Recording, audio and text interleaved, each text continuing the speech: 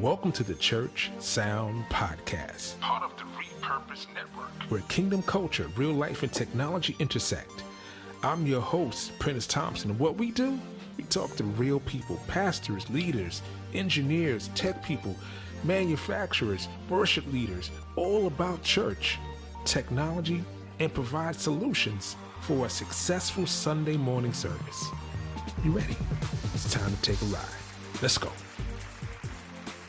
Yes, and welcome to another edition of the Church Sound Podcast. You guys always amazing. You clap so loud. You know, even though I did it myself, you know, I make myself seem so much more important than I really am.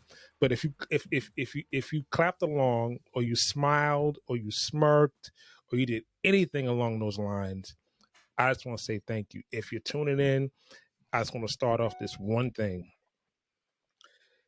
Make sure you go to the show notes and register for the Wave experience happening in September. I will be there talking about podcasting, talking about music, talking about all those things. There's going to be tons of workshops there. And at the same time, it's going to be about over 40 manufacturers. So send your teams to get trained, and should be a great time. But speaking of training, I have a great guest. He is a friend of the show. This is his, I want to say this is your second time back. This is Dose, engineer extraordinaire, my good friend, Frank Brown Jr. I had to make sure I said Jr. because I remember the first time you told me to joke about your dad. That's right. This guy was always taking credit for my stuff, man. Calling me, telling me, "Oh, that was a great show I did on that music show I mixed." I must have worked really hard. I'm like, "What are you talking about, man? Oh, you know, they put Frank Brown. They didn't put Frank Brown Jr." I'm like, "Yeah, but they didn't put Frank Brown Sr. either." He's like, "Yeah, but they know there may be a junior, but they don't. They You have to definitely know put it's a senior. senior. They definitely know there's a senior." Oh man, thank you for having me, man. You know, as you said, I'm a friend of the show. I'm a friend of yours. I'm a friend of audio. Sometimes a slave. It all depends on how you want to put it. But Man, I think I talked to you a couple of weeks ago, and I was literally knee deep in a CL7, like literally knee deep. Yeah. And I was like going through the menu. I was like, because you know what it is? It's like when you work on so many different consoles, you forget where pages are and why and how come, and because it's all a frame of thought how they design it. The real estate is everything. And honestly, I try not regularly to be the old guy in the room. Remember, I come from an analog world, right? Right. Where desk to desk to desk to desk, and I've toured, and on my rider there wasn't necessarily one specific desk I had to have, because the money was there, but the money wasn't crazy like that. On most of the tours, they were midline to big, they were headliners, but bottom line is you couldn't request a specific console like a lot of these guys. Or I wasn't doing Janet Jackson and Michael Jackson. So I was touring. I wasn't touring with my own console. But night to night, whether I was on a Midas, whether I was on a Yamaha, which was my preferred, the PM series, right? At the time, the 3000, 4000, whatever. Allen and Heath, whatever I was on, you could look at the console, and within minutes, look at the real estate and say, "Oh, okay, that's the aux section, that's the EQ section, that's this, that's that. Okay, cool, let's go." Right. Now, the companies, they don't even understand the disservice they've done to themselves by not having a congruent layout or a congruent workflow. Right. They're all trying to be different, excuse me. And that's great, but you know what? Make the difference in your circuitry. Try to have some type of congruent workflow or real estate, because for us it's as seasoned right professionals to have to sit there and scratch our head and go to YouTube, and the clock is ticking. There's certain jobs I just don't take unless they have a console I'm familiar with, because I don't like the uneasy feeling. And after 34 years of doing this, I'm all of a sudden, like, the uneasy was in the first 10 years Right. of mixing. That wasn't my Right. first 10 years of working. I wasn't the mixer. I was the A2 for many years.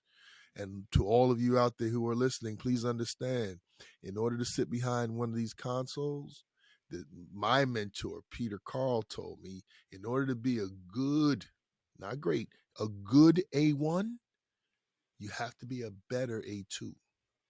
That's a better audio assistant, because now you know everything that goes on out on that floor to be able to convey that to the A1 who's mixing. That person can't see and that has to trust you.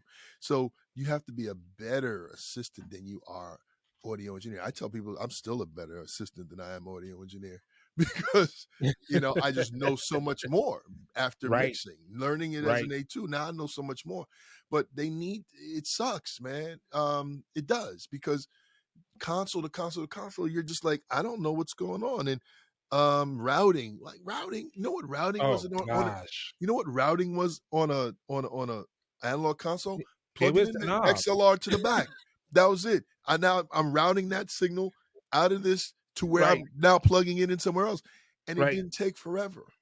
And Right. there's this way. The other thing is, I know we could harp on this.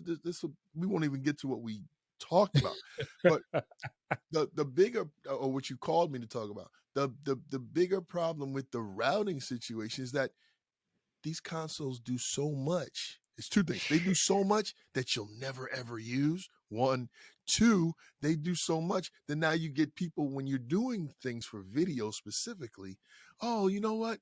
Because the tape machines now, or the recording machines, excuse me, see, I showed my age. The recording machines now have so many input channels, right? They had 2 channels when I started in television. Now these machines have 8, 12 channels that they can feed. They just want extra ISOs for no reason. Right. For Yeah. no reason. Like, we mixed and we got it right. Okay, we had some backup, but now, son, okay, most of your time is going in your routing and sending people stuff they don't They even don't need. even They're just need. using because they have it They available to can. them in the tape room. Yeah, because they can. It's ridiculous, man. Thank you, Dante. Right. But even before Dante, just Yeah. the mere fact that these machines, because they're doing it without Dante. Oh, I need this output. I need this. I'm going to take an ISO of every every we're talking about talking heads. No, it's a Right. talk show. You need ISOs of all these people, as opposed to the host and maybe putting everybody else who's a guest on the other track. Right. Like, Right. because they're all not going to talk at the same time. Exactly. And you're not going to have to correct it that bad. I don't think they hired me to make this much of a mistake. But you know what? We used to just ISO the guests by themselves on one channel and the hosts separate, so the editor could do what they had to do. Now everyone, it just takes so much extra time. I'm so tired of it. I'm tired we could definitely go down a rabbit hole, but I was, and the crazy thing, because the church I TD at, we have 1, 2, 3, we have 4. So, and I'm familiar, and because I don't mix every Sunday, I TD. So I have an engineer and I have 2 engineers. I don't get to get dirty. So when you don't get to get dirty, you forget where stuff is because you're not doing it every day all Well, week. that's also because you're working at a place that's stable and the stuff doesn't come in and out, right? It's not a rig that you're bringing in. So yeah, now you will get complacent and a little rusty on the ins and outs because it's set. It's good. Right. We're not changing anything because, Right. again, with church is the same church every week. The only thing that changes it is a good shout here or there. Right. Otherwise, it's a programmed situation. Exactly. Yeah. All right, so we went on our tangent. We do this. I think the last time we talked about monitors, I think Yeah. Another one of my from our favorite friend. We know who will not name. I got to get him back on the show. Woo. So, so I get a lot of questions, especially from young engineers, especially when I'm mixing. How'd you make your drum sound like that? Because it didn't sound like that when before you walked in. Now it sounds like this, but how did you do that? Because it seems like it didn't take you. These are the questions I get. It seems like it didn't take you long to do it. It's like, yeah, because I've been doing it, so I kind of know what I'm looking for. I know what I'm listening to. All those things. But I kind of wanted to talk to you because, first of all, you're like a supreme engineer who's been on everything and toured all over the world and mixed on church every Sunday, and at Well, the same I'm time, not there now on Sundays. okay, I'm well, only there on Tuesday nights now, but okay, so now on Tuesday night, so now, but your experience as an engineer and as a drummer makes a big difference to an engineer from an engineer's perspective, because you understand what that person is going through on stage, and at the same time, as an end user, as someone in the audience, you know what you want to hear, and as an engineer, you know how to make that happen. So what are like the first steps you use when you at setup? You arrive, you get there, you start with drums. First thing you do. first thing I do is, um, if I brought in the drum mics, um, I'll set them up. Or we've ordered whatever drum mics. I'm a big fan for cost sake of these new Audix drum packs. Yeah. I have it right over there. I'm a big fan of them. So, but once again, I like to take the scenario of the bare bones situation in order to make things right. You and I, as engineers, as you say, supreme engineers, that title is really kind of heavy, man. That's a heavy load to bear. But um, as Everywhere's the crown, my man. as as seasoned engineers, the real thing is what I try to do in situations like what we're doing right now. I don't want to talk about the big budgets and what I would order on my rider, and because I'm gonna fax this to them, or look how I dated myself again. He said facts. I said fax. I used to fax like crazy. Email what's on my rider and what I require. Let's try to help the person who's in the church, because this is the church podcast, church sound podcast, right? Let's try to, because always budget is of issue, right? Because everybody's not in a huge big church with a TD,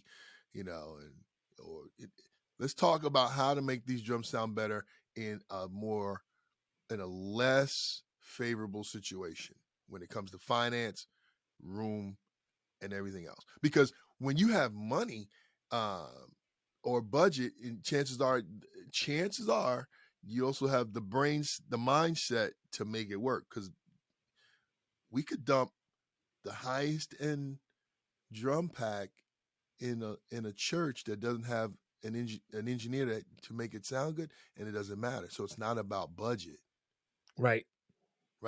So money doesn't make it sound good. It's experience and little tidbits like we're about to talk about, right? If I may go from that, because like I said, everybody that Audix pack, everybody can't afford that necessarily.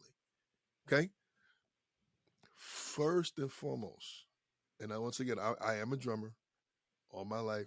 My father was a drummer, so all his career. The first thing that I am really like super sensitive to is how the drums are tuned. Because if I've got the most expensive drum mics or the cheapest drum mics, what goes in them, they're gonna accentuate. Right. If it's not tuned well, it's gonna sound bad. Now, this is where I get into it and clash sometimes with drummers. And once again, I'm not that dude who's coming in talking about, hey, I was just interviewed on Church Sound podcast show, and I just did this.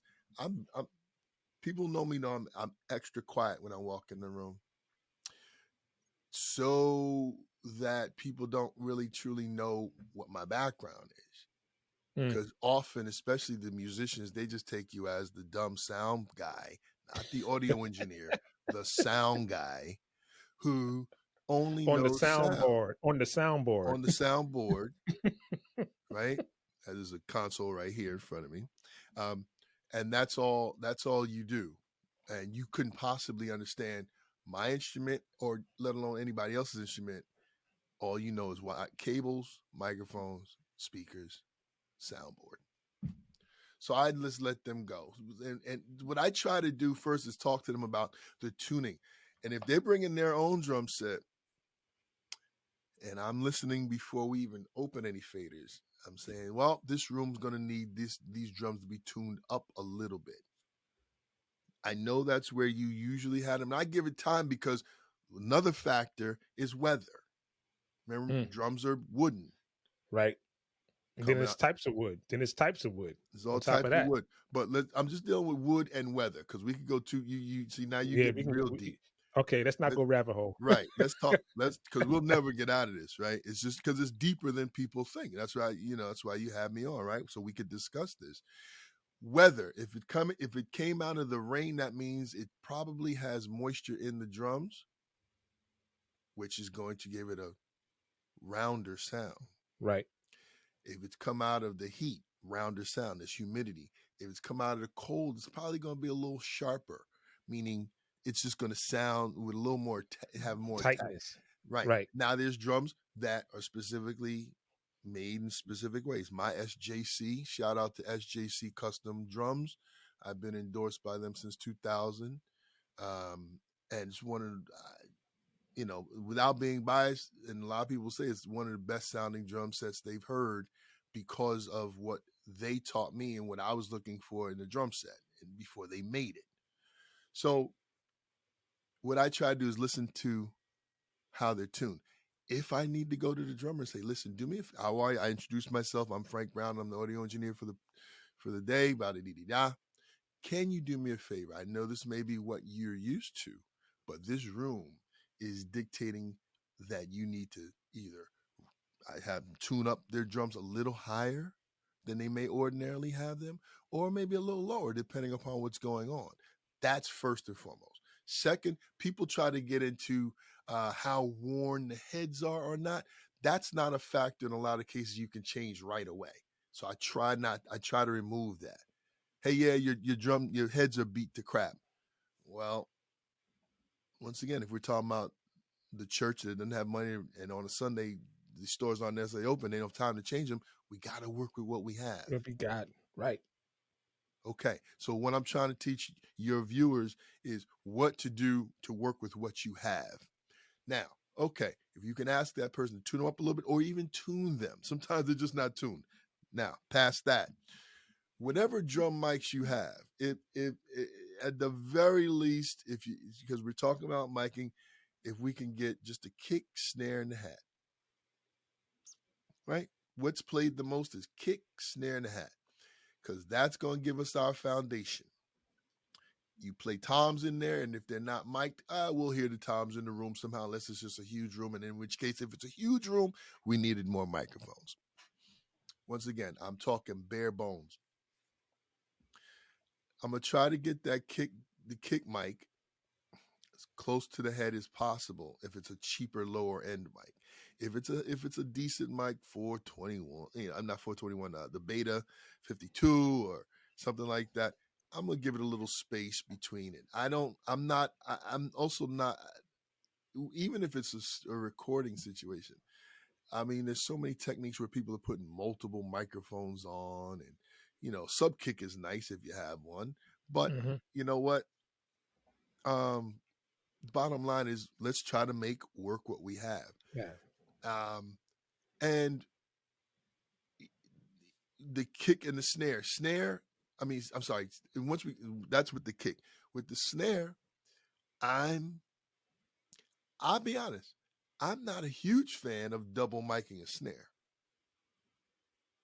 People look at me crazy, but like I said, I'm going with the top mic. Gives me more of an attack. It's one less thing for me to do. I can do it, and there's been some times when I've been, that is sounding nice like that. But You don't always have the time for that. And if you do, sometimes it's picking up so much more of the kit depending upon what mic you're using. Right. So now I'm getting more kit than I want, trying to make one drum sound better when that person could probably tune it a little bit, tune that Got you. bottom head, right? So, hat, you can be careful because with a hat, now, once again, you got to be careful how much gain. A lot of people are picking up more of the kit than they even expect they are just by gaining up the hat because the hat, person who plays the hi-hat has so many more dynamics than any other drum, quite honestly, right? Because first of all, it's getting more ghost notes and all kinds of things than a snare's getting. Right. And it's also dynamically different depending upon the type of music you're playing. Remember, because it can be closed, which is going to give you one dynamic no matter how hard you hit it. And if you crack it just a little bit, it's a whole different dynamic that you Right. have to also in your sound check be weary of. A lot of people forget that.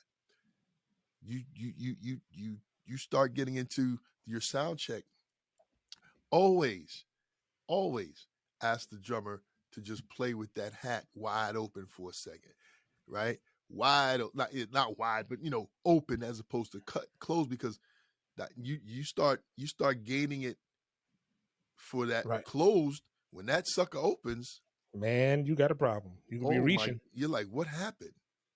Oh, you'll be reaching. But if you're on a digital desk, you gotta go to layer. Hold on, layer. Oh, wait a minute.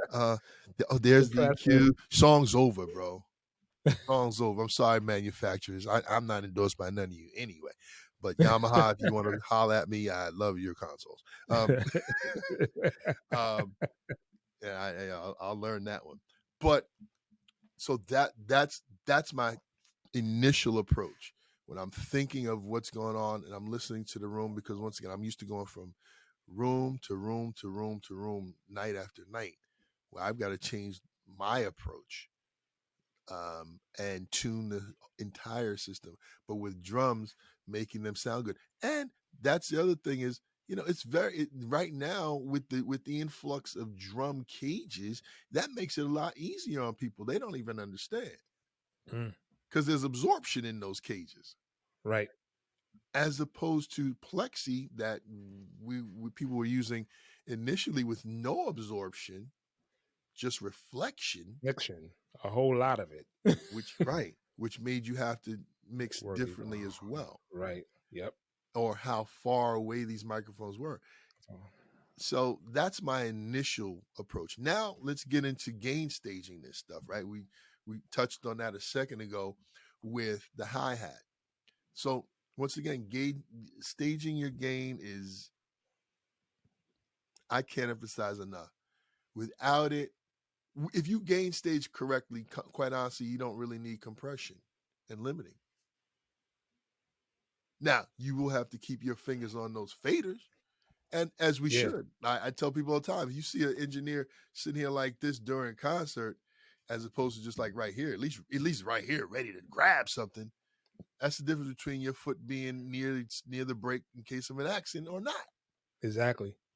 Okay, so with that, staging the gain on all the drums, right? Your kick, snare, hat, toms, overheads, everything, right? Gain staging is important. How much gain is going or flying out of that channel, I should say, is everything. You got to know something about that. That's a whole nother situation.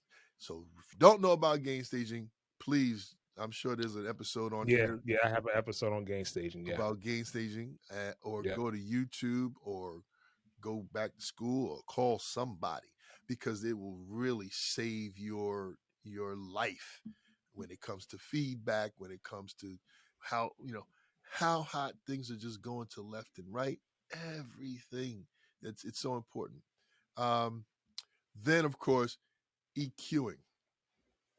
Well, first compressing. Let's go to compression first. um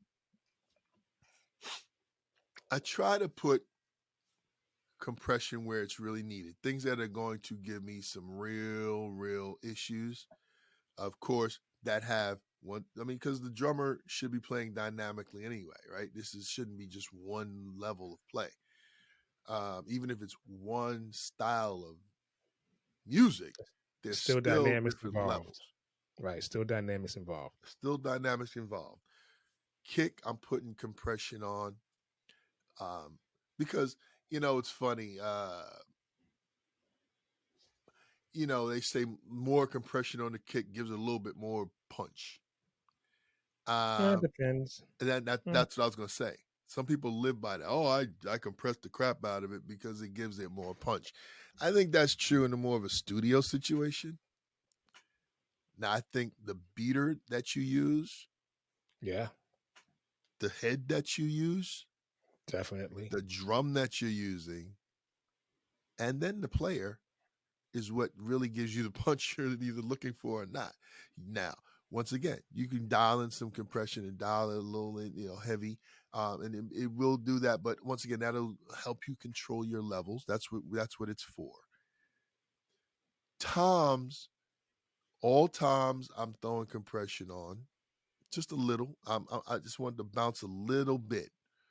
And if I find in sound check, if I don't know the drummer, if I find that we need a little, listen. Once again, that's why your hands need to be up here, not in your pockets, or on your phone, like doing this. definitely the phone.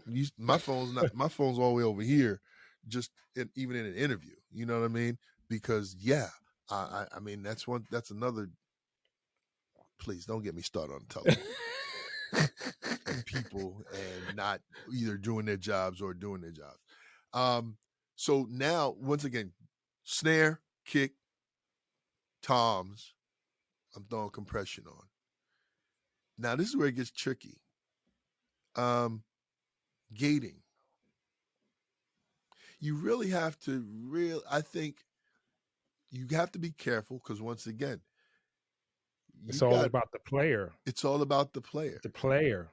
Because that determines everything, especially if you're going to do especially if you're micing under your snare.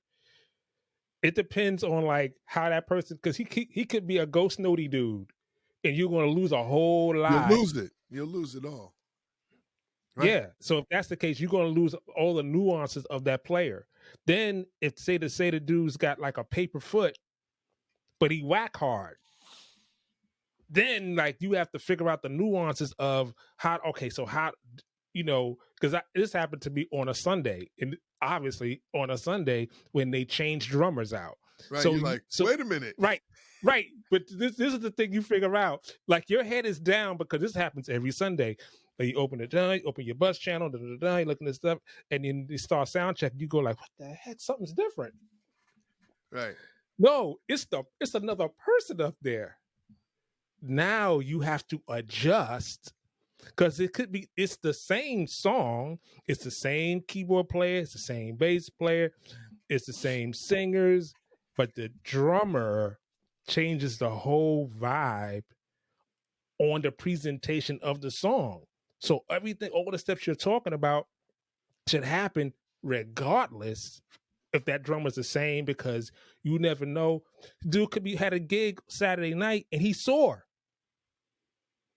He's not hitting as hard as he would normally hit. He or she's not hitting as hard as they normally hit. He's like, something's off. Something's different. You go through that with vocalists. The vocalist at Agape, they come in. I mean, I you know me, I don't care. I say it out loud. First of all, they don't warm up the way they should, because the band rehearses first. They come in, they sit down, they on their phones. They're not warming up in another room. There's 50 rooms in that place. Okay, they don't warm up. Then they get on the stage.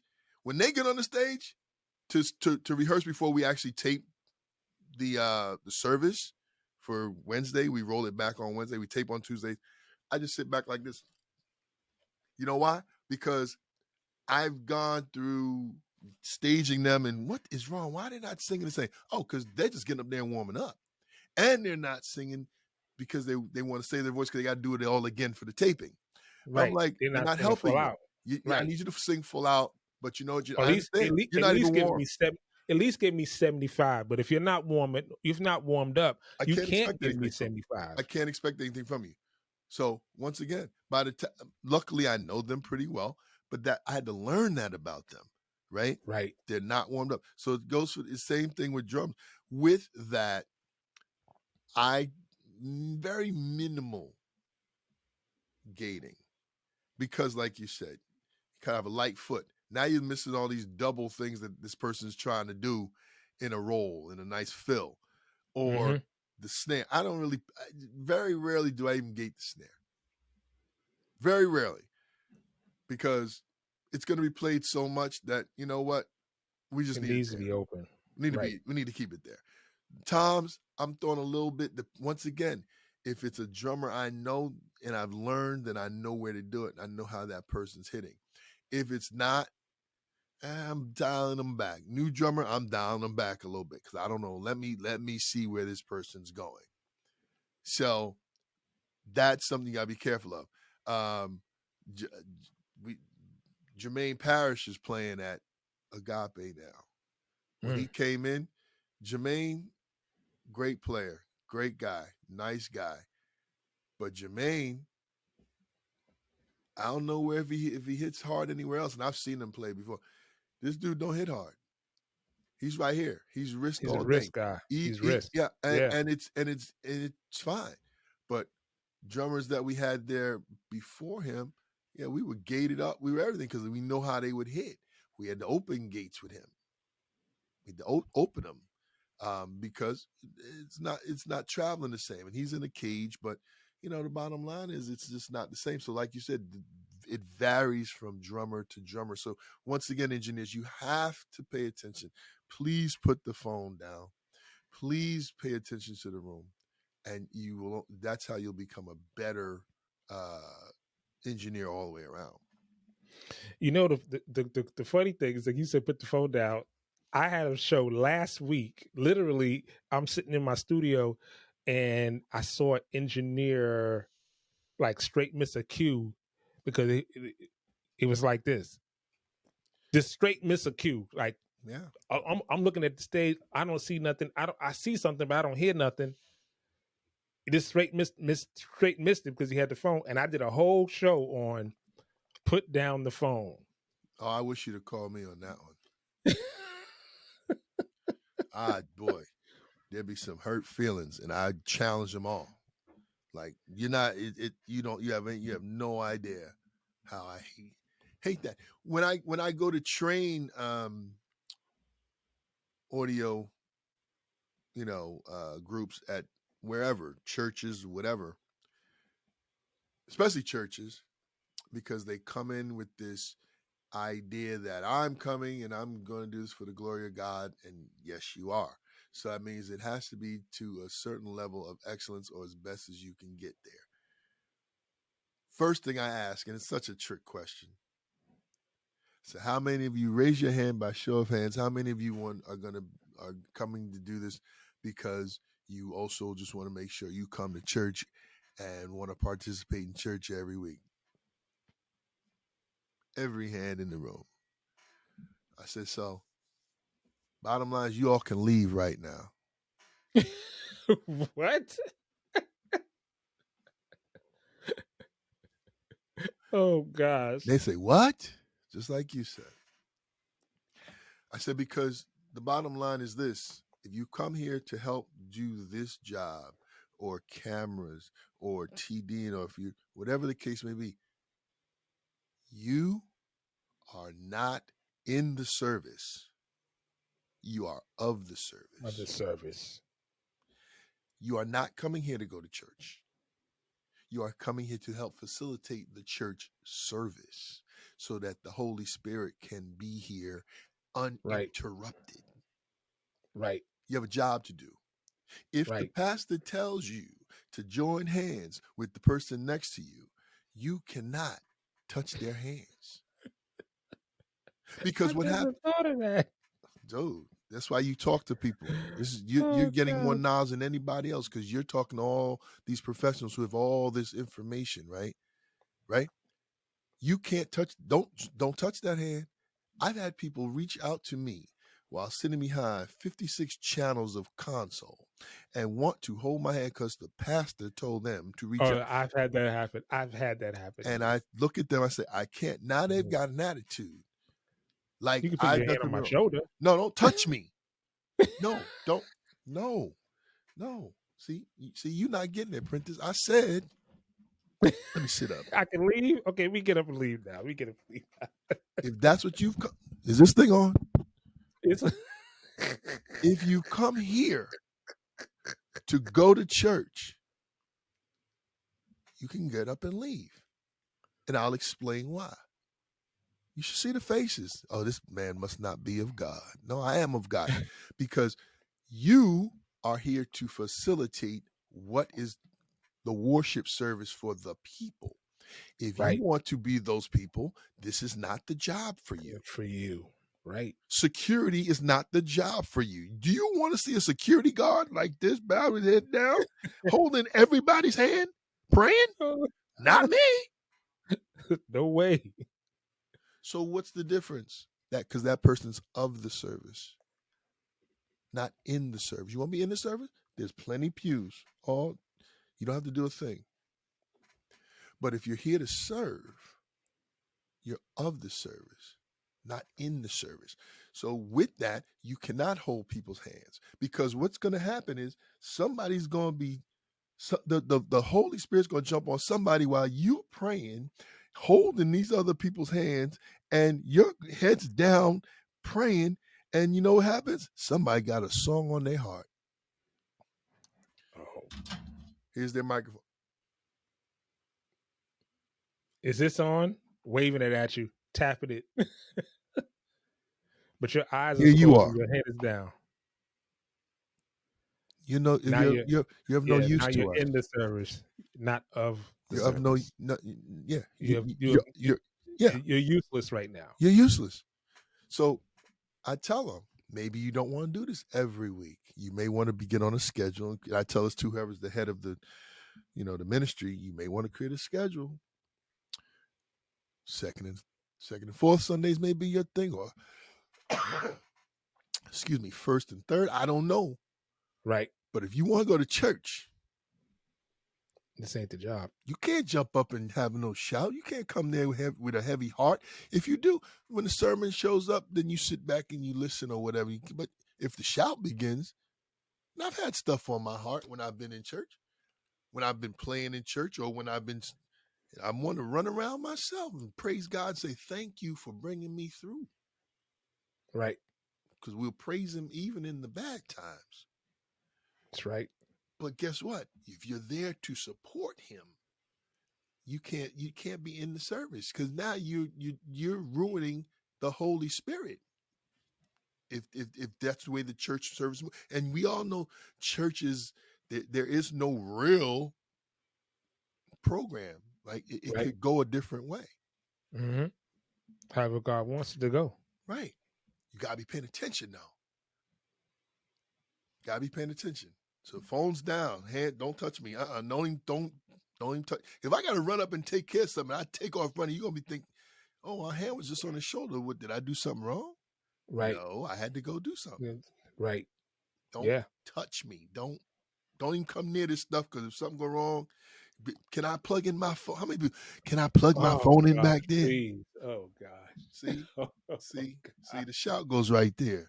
Oh God. All this equipment you want to plug in your phone.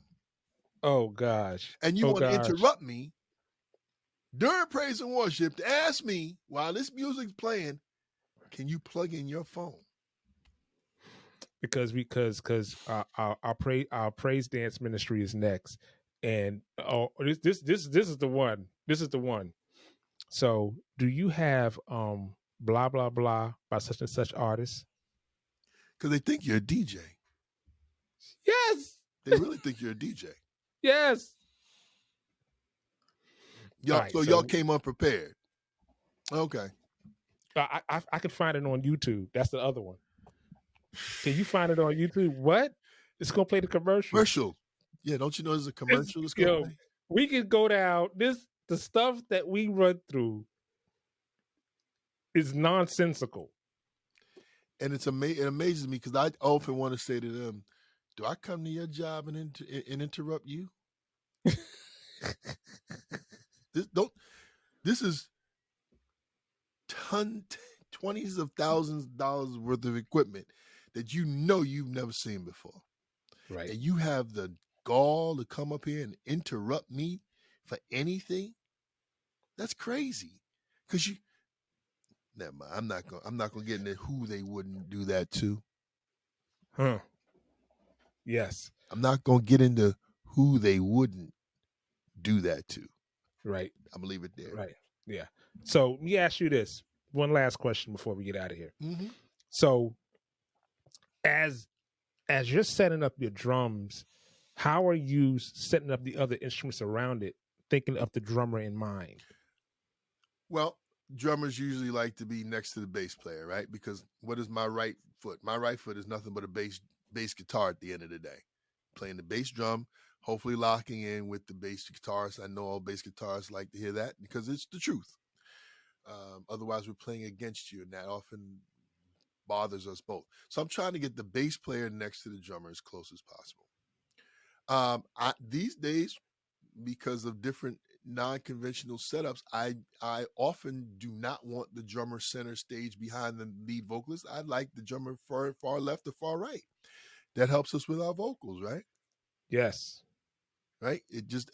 Even with plexi and all that, it still it makes the battle easier. Makes the battle so much easier. We can push that vocalist so much more without getting all those drums from around them.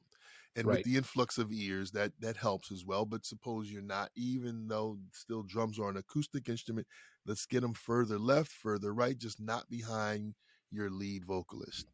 Hopefully not near your background vocalist either in your stage plot. That's just not a good. Now you got 3 or 4 more microphones open on the drums. Right. You don't even realize it. Okay. Right. So drums and bass close to one another. Of course, within eye shot of your keys and whoever else. Semicircular, I like, because once again, now wherever you look, you can usually see who you need to see. And but guitar, creating a true rhythm section is always my goal. Meaning drums, bass, and keys, if that's the case. And then you got vocalists. If they can be further away, that's even better. Just put them on the monitors as they need. They get what they need. Yeah. Kick, hat, and snare in their monitors. They don't need toms and all that. If they want a little bit, I give them a little bit. But I'm talking about not being on ears. Everybody a little salt, pepper, paprika. That's all. A little sprinkle. That's it. Right? Because that way they're in time.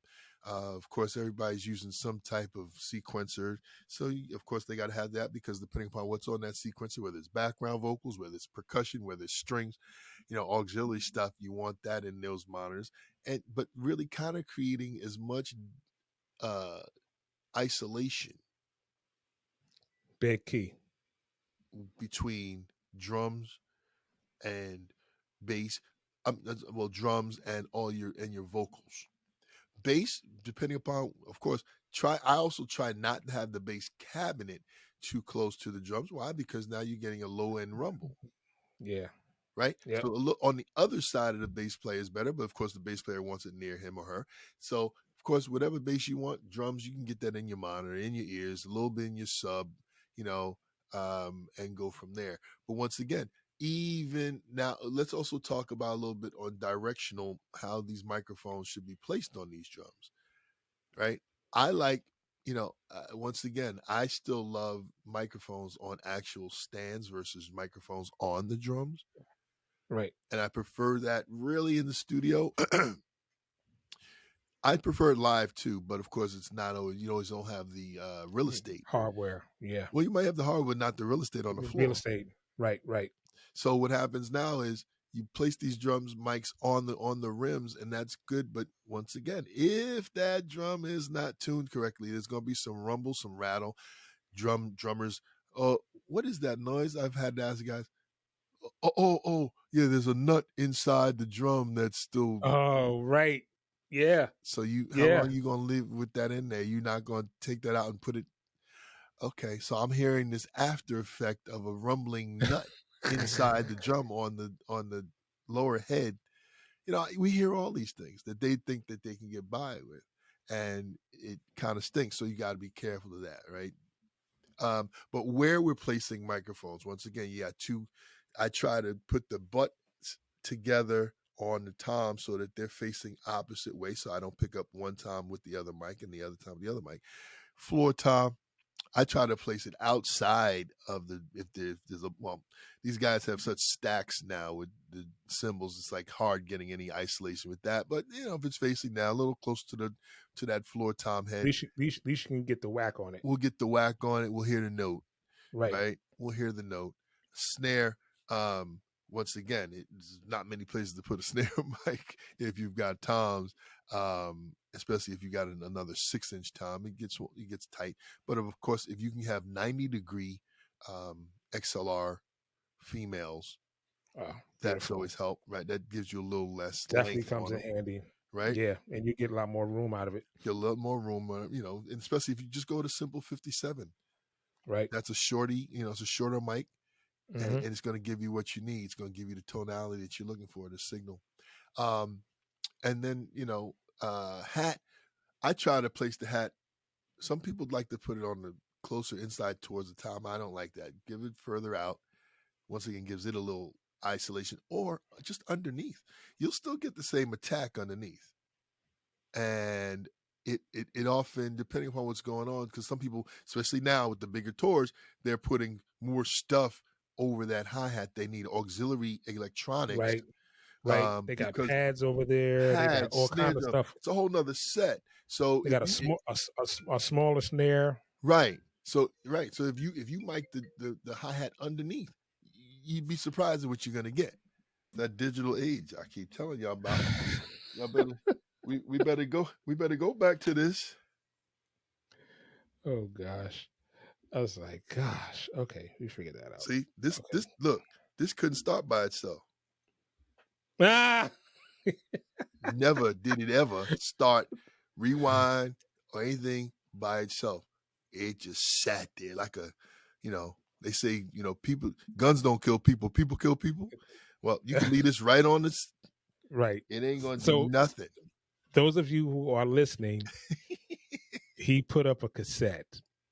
If you were watching, you definitely know. But if you were listening, he put out a cassette. All right. So before we get out of here, we do our thing. 30 seconds and going. Quick questions. True, false, yes, no. Are you ready, sir? I'm gonna try my best. All right. 30 seconds and gone. Question 1. What's your favorite go-to kick mic? Beta 52.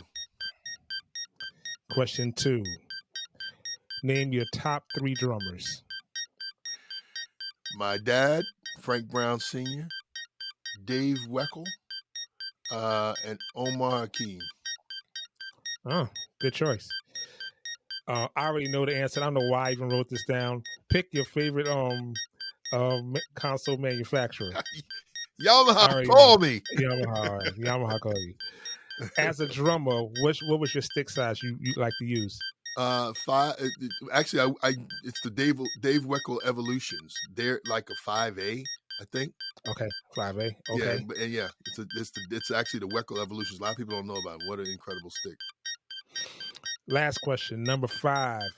Do you prefer to use a sub on the monitor for the drum monitor? I don't. As an engineer, no. As a drummer, yeah. It's kind of an oxymoron, right? Like, how can you like it as a drummer? I understand it both sides. I get it. There it is. Ladies and gentlemen, boys and girls, cats and dogs of all ages, I want to thank my good brother, Frank Brown Jr., for sharing this information. It's going to be a bunch of links in the bio, a bunch of links in the show notes. So make sure you subscribe, review, We're going to say like we always say, keep God first in everything you do.